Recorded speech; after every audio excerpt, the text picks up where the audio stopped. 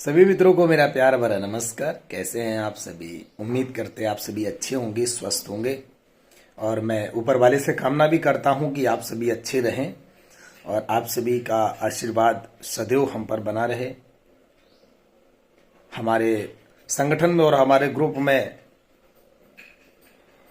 बहुत सारे हिम्मत और बलवानी भाई हमारे जुड़े हैं, तो मुझे ऐसा लगता है कि लोगों को जवाब वो लोग ही दे देंगे, मुझे जवाब देने की आवश्यकता नहीं है। दूसरी चीज, हमारे राम निवास भाई हैं जो कि रामपुर से हैं, मैं उनका बहुत बहुत धन्यवाद करता हूं।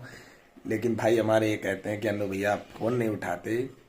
तो मेरे प्यारे भाई, मेरी तकलीफ आखिर कौन समझेगा? आप समझेंगे, आप भी लोग तो समझेंगे ना। आप जानते हैं जैसा कि हमारे पास फर्जी कॉल बहुत आते हैं, आए दिन धमकी देना, आए दिन गलत सलत बोलना, तो मैं इसलिए कॉल हमारी तरफ से नहीं उठाई जाती और कॉल हमारा स्टाफ उठाता है। इसलिए हमारी मजबूरी है, उस मजबूरी को समझने का प्रयास करिए। हम सदैव आपको जानते हैं, अच्छी तरह से पहचानते हैं, हम आपको हमेशा दिल में रखते हैं, तो ऐसा तो हो ही नहीं सकता। और खासकर बहुत सारे ऐसे हमारे भाई हैं जिनको सच में मैं दिल में बसाता हूँ और दिल में उसे ही जगह मिलती है जो कुछ खास होता है। तो आप लोग बहुत अच्छे हो, मुझे अच्छा लगता है आप लोगों के बीच रह करके, काम करके। बंधु, आज मेरा एक छोटा सा सवाल समझ लो या हमारा एक जवाब समझ लो। मैं अक्सर देखता हूं और मैं सुनता रहता हूं, कभी ग्रुप में तो कभी इधर कभी उधर, लोगों के अंदर एक जो जाति का जहर घोल रखा है। हालांकि कुछ लोगों को हमारी जाति से बड़ी तकलीफ है, जो हमको त्रिपाठी नहीं बल्कि त्रिपटिया बोलते हैं। तो खैर, उनकी अपनी मानसिकता है और मुझे लगता है कि ऐसे लोग जातिवादी टाइप होते हैं। मैं जातिवादी लोगों से बहुत दूर दूर तक रहता हूं। मैं आज आप लोगों से एक बात पूछना चाहता हूं कि जिस ईश्वर ने तुम्हें बनाया है ना, उस ईश्वर ने मुझे भी बनाया है। जिस ईश्वर ने तुम्हें बनाया है ना, तो उस ईश्वर ने मुझे भी बनाया है। पंडित क्या है? पंडित हर कोई बन सकता है जिसके अंदर आचरण अच्छे हों, मांसाहार से दूर हो, शराब का सेवन न करे, पूजा पाठ करे, भक्तिमय हो, अध्यात्म की ओर काम करे, वही पंडित है। पंडित कोई एक स्पेशल जाति नहीं बनाई गई कि पंडित हो सकता है। ऐसे कई मंदिर आपको दिखा दूं कि जहां पर दलित पुजारी हैं, तो उनको भी तो पंडित ही बोलेंगे ना, क्योंकि पंडित कर्मों से बनता है और आचरण से बनता है, किसी जाति से नहीं। पहले तो कान खोलकर ये सुन लो, क्योंकि मैं अक्सर देखता हूं कि लोगों के अंदर एक जो जहर घुला हुआ है, उस जहर को साफ करना भी हमारी जिम्मेदारी है। आप जरा सोचिए कि जिन लोगों से लोग भेदभाव, छुआछूत मनाते हैं, मैं उन लोगों से एक बात पूछना चाहता हूं, बहुत दूर तक की पूछना चाहता हूं, कि जो इस देश को स्वच्छ रखता हो, जो नगरों को साफ रखता हो,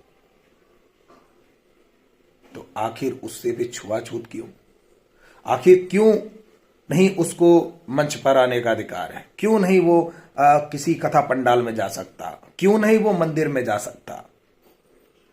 मैं ये जानता हूं कि आज इस पृथ्वी लोक पर लोग पढ़े लिखे हैं, समझदार हैं। इस समाज के साथ जितनी ज्यादती की गई है, सालों साल इन्हें गुलाम बनाने की कोशिश की गई, इन्हें परेशान किया गया, सताया गया, कुछ असामाजिक लोगों की वजह से। आज लोग जागरूक हैं और हम जैसे युवा बहुत कुछ समझते हैं। जो व्यक्ति स्वच्छ करता हो इस देश को, उससे आप छुआछूत मानते हो? शर्म कीजिए थोड़ा सा। यदि इतना ही तुम्हें छुआछूत मानना है, तो उस रोड पर निकलना बंद कर दो जहां पर सब सफाई कर्मी सफाई करते हो। बाहर का भोजन करना बंद कर दो, क्योंकि वो किसी भी जाति का हो सकता है। बफर सिस्टम में खाना खाना बंद कर दो, क्योंकि उस प्लेट में कोई भी खा सकता है। ऐसी दुकानों से सामान लेना बंद कर दो जहां पर तुम छुआछूत मानते हो, भूखे मर जाओगे, तरस जाओगे। यदि इतनी ही शुद्धता दिखानी है तो अपने मन और अपने आत्मा को तृप्त करो, अपने मन और आत्मा को स्वच्छ रखो। इससे बड़ा सफाई कहीं नहीं हो सकता। और इतना ज्यादा अगर आपको घृणा है तो एक बात याद रखना कि फिर आप सीधे सन्यास लेकर जंगल की ओर और पहाड़ों पर जाके तपस्या करने लगिए, क्योंकि इस देश के अंदर जाति को खंड खंड में मत विभाजित कीजिए। एक बात बताइए, जब हमारे भगवान राम, हमारे भगवान कृष्ण कन्हैया मुरली वालों ने जाति नहीं देखी, उन्होंने सम्मान किया है। यहां तक की बात करूं, हमारे प्रभु श्री कृष्ण कन्हैया मुरली वाले, बंसी वाले, जिन्होंने सुदामा का सम्मान किया, पता है क्यों? क्योंकि वो एक ब्राह्मण थे, और ब्राह्मण और एक गौ पूजनीय होता है इस पृथ्वी लोक पर। लेकिन कौन होता है? वो ब्राह्मण होता है जो मांसाहार से दूर दूर तक रहता हो, शराब के सेवन से दूर रहता हो, अच्छे कर्म करता हो, मानव की सेवा करता हो, जीव जंतु पर दया करता हो। ऐसे ब्राह्मणों का सम्मान हर कोई करता है।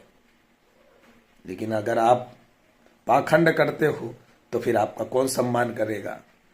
तो कहने का तात्पर्य यही है कि जब मेरा भगवान किसी में जातिवाद नहीं करता तो तुम ठेकेदार कहां से पैदा हो गए? और मैं हर वर्ग के ठेकेदारों को एक बात बोलना चाहता हूं, जो जातिवाद का जहर खोलते हैं, कि कान खोल कर सुन लो। ये वो समय नहीं है जो लोग बहकावे में आएंगे। ये वो समय है कि लोग बहुत जागरूक हो चुके और बहुत समझदार हो चुके हैं।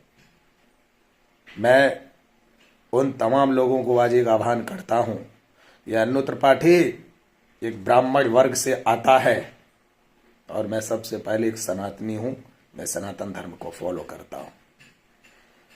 मैं ये जरूर जानता हूं कि मेरा भाई किस जाति का है, मुझे नहीं पता। मेरी माँ किस जाति की है, मुझे नहीं पता। मेरी बहनें किस जाति की है, मुझे नहीं पता। मुझे तो बस इतना पता है कि जहां पर प्रेम होता है हम वहां चले जाते हैं।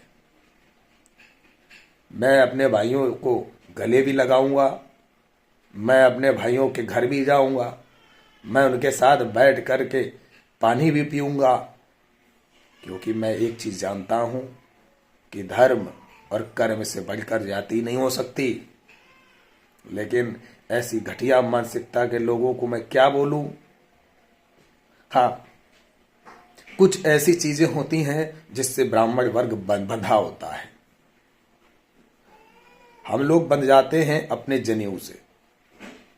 जनेऊ का महत्व होता है कि यदि टॉयलेट भी जाना है तो आपको कान पे लटकाना पड़ेगा। यदि किसी के घर पे भी जा रहे हैं ना, तो आप कच्चा भोजन नहीं कर सकते, क्योंकि इसका महत्व जो नियम है उसकी हमें अवहेलना नहीं करनी, हमें उनका अनादर नहीं करना है, हमें सम्मान करना है। और किसी के घर का भी नहीं खाना चाहिए। अगर एक सच में असली ब्राह्मण है, अगर उसने जनेऊ धारण किया है तो नहीं खाना चाहिए। क्यों? क्योंकि वो आपके कहीं ना कहीं नियमों के खिलाफ जाएगा।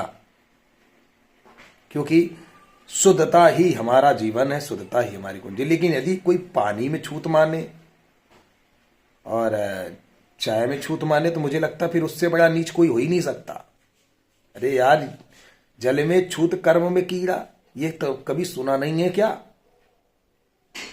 तो मैं बस इतना जानता हूं कि ये छुआछूत इस देश से खत्म होनी चाहिए। कोई छूत नहीं है, सबको छुआ जा सकता है, सब गले मिल सकते हैं, सब हमारे भाई हैं जो सनातन धर्म को फॉलो करते हैं। और मैं अपने मुस्लिम बंधुओं को भी एक बात कहना चाहता हूं। मेरे मुस्लिम बंधु जितने बंधु हैं ना, हर कोई हरामखोर नहीं हो सकता। हर वर्ग में हरामखोर पड़े हैं और हर वर्ग में अच्छे लोग भी हैं। मैं अच्छे लोगों की बहुत इज्जत करता हूं और दिल से करता हूं और हमेशा करता रहूंगा। आप बेशक मुस्लिम है, क्या हुआ? आप हमारे हैं, आप अपने हैं। आपके अगर पूर्वज भी कहीं ना कहीं देखे जाएंगे तो कहीं ना कहीं जरूर हम सबका ही खून मिलेगा। लेकिन क्या है ना कि दुनिया बदल गई, जमाना बदल गया, अब जो हो गया सो हो गया। लेकिन हो तो हमारे अपने, तो हम किसी भी तरह से आपका अनादर कैसे कर सकते हैं? अनादर तो वो लोग करते हैं ना जिनके अंदर घृणा नाम की और कट्टरता होती है। अरे कट्टर बनना है तो अपने धर्म के लिए कट्टर बनो ना यार, चाहे वो किसी का धर्म हो। यदि आपका धर्म मुस्लिम का है तो आप कट्टर बनो, अपने धर्म के लिए कट्टर बनो। मैं भी अपने धर्म के लिए कट्टर बनूं। क्यों? क्योंकि हमारे धर्म के ऊपर अगर कोई आंच आए तो हम उसका बखिया उधेड़ दें। ऐसे कट्टर बनो। अब ऐसे कट्टर मत बनो कि पता लगा कि बम फोड़ दे रहे हैं या किसी का मर्डर कर दे रहे हैं, है ना। इस पे सब ध्यान दो मेरे प्यारे भाई। तो मुझे ऐसा लगता है कि छूत और भेदभाव हम सब मिलकर के खत्म कर सकते हैं। और मैं सभी साधु संतों का सम्मान करता हूं, महात्माओं का सम्मान करता हूं। मैं जानता हूं कि बहुत सारे लोग मेरी इन बातों को समझेंगे, हो सकता है बहुत सारे लोगों को बुरा भी लग जाए।